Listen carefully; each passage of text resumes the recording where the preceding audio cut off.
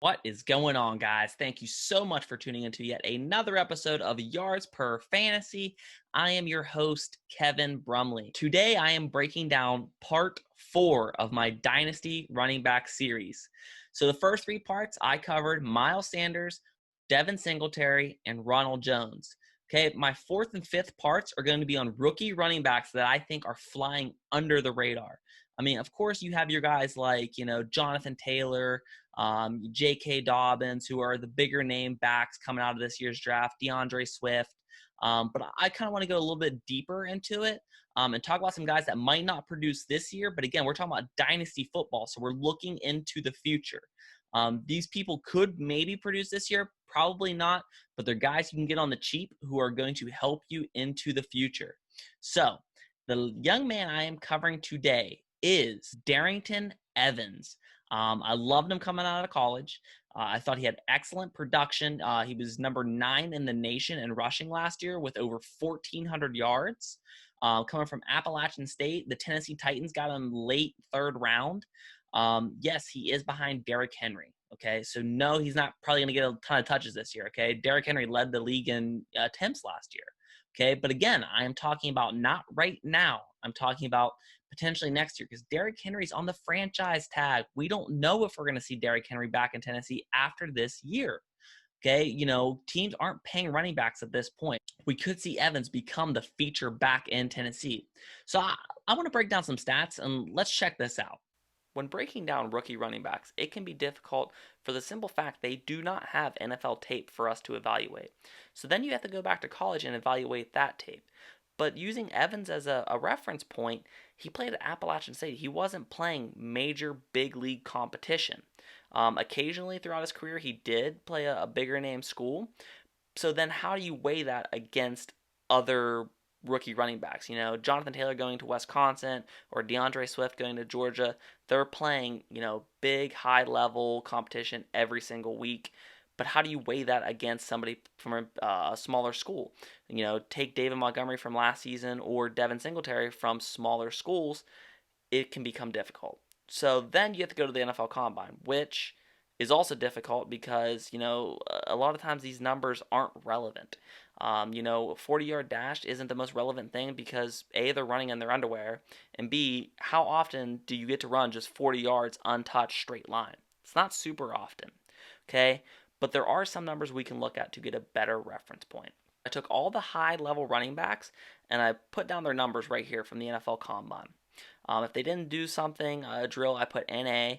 And then at the very bottom, I put Christian McCaffrey. So the backs that I have listed right here is Evans, Taylor, Moss, Swift, Hilaire, Dobbins, and Vaughn. The first thing I start off with is weight because, we generally try to downplay a smaller back. We've seen that with MJD, and we've seen that, Ray Rice was another one. So we've seen that quite a bit. So when talking about someone like Evans, he ranked in the 20th percentile in weight. Okay, so yeah, he's in the bottom 1/5 of weight when it comes to running backs. Okay, not great to start off the bat. But we look at Hilaire and Dobbins, and they're on the lighter side too. Especially somebody like Dobbins runs with great power for not being a huge back. So we jumped to 40, and like I said, this is probably the most overrated thing at the combine. But you look at Evans, and he was one of the absolute fastest backs in this year's draft. He ran a 4.41. Jonathan Taylor ran a 4.39. So you see that they have that home run hitting ability.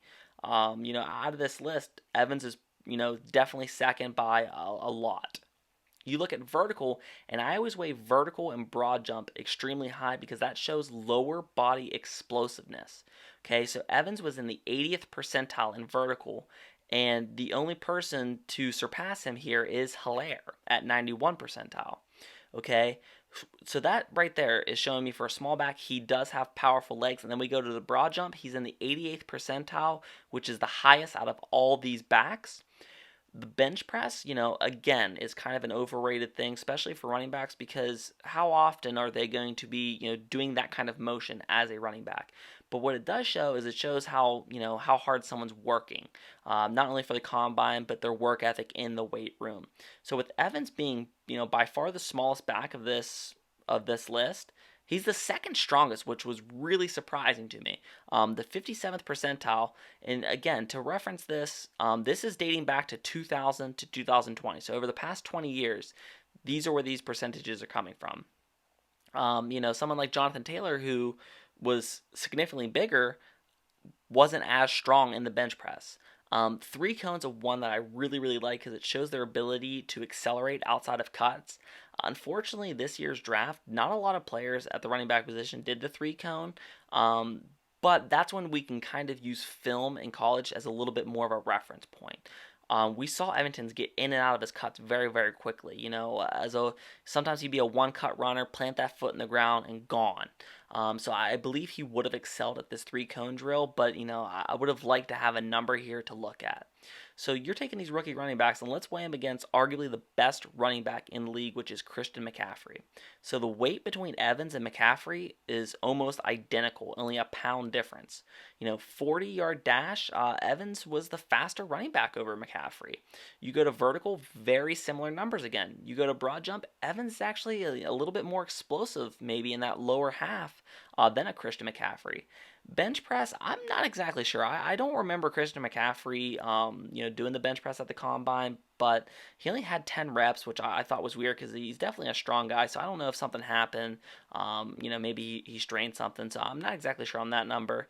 But the 3-cone, what makes Christian McCaffrey elite is his cutting ability, man. He gets in and out of those breaks so quickly, which also makes him a great receiver out of the backfield. After going over those numbers, I know someone's going to see the title of this video and they're going to see Darrynton Evans' picture and they're going to be like, this guy thinks Darrynton Evans is the best rookie running back in the NFL. I'm not saying that.